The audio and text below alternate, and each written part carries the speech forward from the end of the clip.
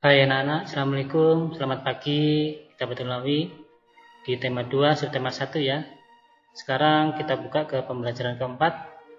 Silakan kalian siapkan buku paketnya. Kita ke halaman 26. Itu ada gambar Dayu dan teman-temannya ya. Dayu, Edo, Siti, dan Beni sedang mendiskusikan sebuah dongeng. Dongengnya menceritakan tentang bunga melati. Bunga melati ukurannya kecil dan berwarna putih. Baunya harum dan menyegarkan.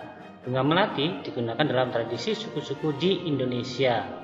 Berbagai suku menggunakan bunga melati dalam pernikahan dan tarian.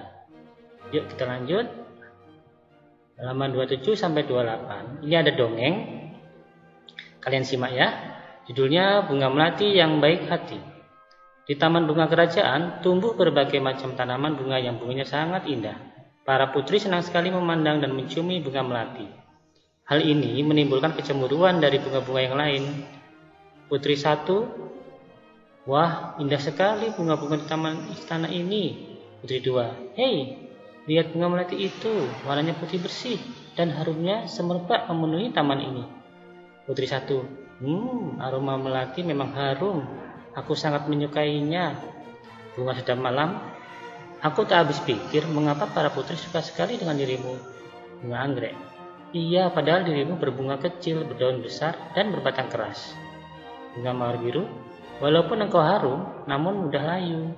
Jika dijadikan pajangan di vas bunga, karena pasti akan terlihat jelek sekali jika sudah layu dipajang di sana. Bunga melati hanya diam dan tetap tersenyum. Senyumnya yang manis membuat keharuman dirinya semakin merebak. Udara di taman bunga kerajaan bertambah wangi dan kita lihat halaman selanjutnya. Dan bertambah banyak kumbang yang datang.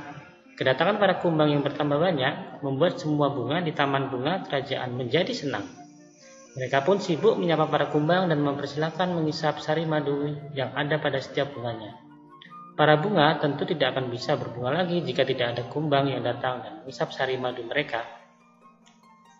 Bunga sedap malam dan bunga yang lainnya kini telah mengerti kenapa bunga melati sangat wangi sekali. Bunga-bunga yang lain meminta maaf pada bunga melati atas perasaan cemburu mereka. Kini mereka mengakui bahwa keberadaan bunga melati itu justru harus disyukuri.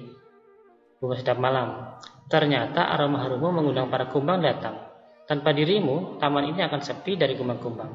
Maafkan aku melati. Bunga anggrek, aku juga mau minta maaf melati. Selama ini aku iri padamu. Ternyata keberadaanmu sangat bermanfaat untuk kami. Bunga mawar biru, selama ini aku juga berburuk sangka padamu melati. Aku minta maaf ya. Kata bunga melati, aku sudah memaafkan kalian teman-teman. Sekarang kita bisa berteman tanpa ada prasangka buruk.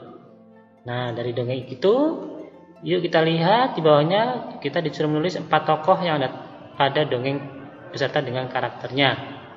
Kita tulis ya. Ini dari Pak Guru tadi ada para putri ya, para putri kerajaan. Karakternya itu mereka senang ya. Mereka kagum dengan keindahan dan keharuman taman bunga. Terus bunga melati, dia rendah hati, baik, tidak mudah tersinggung. Dan bunga mawar biru, dia penjemburu, mengejek, ramah menyambut para kumbang, terus mau mengakui kesalahan. Bunga sedap malam dan para bunga-bunga lain juga begitu. Pencemburu, sombong, tapi ramah menyambut para kumbang dan juga mau mengakui kesalahan. Kemudian para kumbang, mereka senang dengan keharuman bunga melati. Kita lanjut ya. Halaman 31 sampai 32. Itu ada Dayu ya, dia gambarnya memecahkan pot bunga.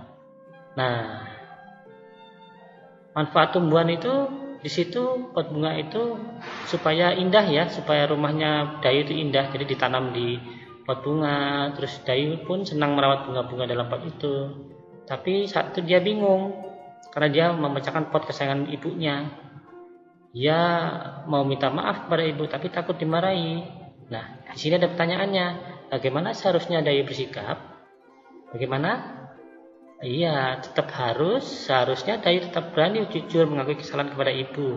Karena kalau berbohong, berdosa dan menjadi anak durhaka.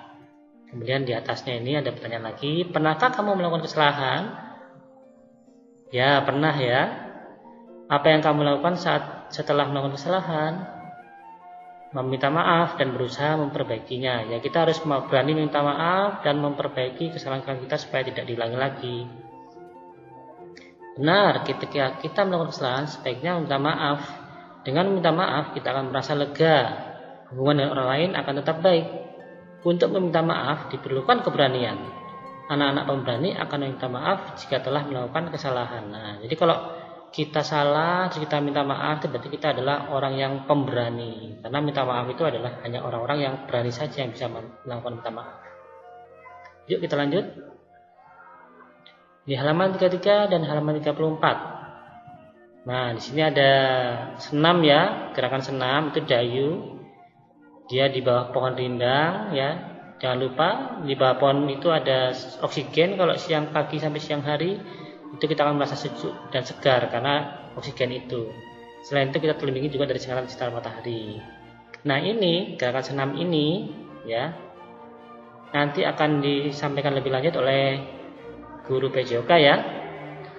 Ya, sekarang kita akan lanjut. Terima kasih. Jangan lupa jaga kesehatan ya.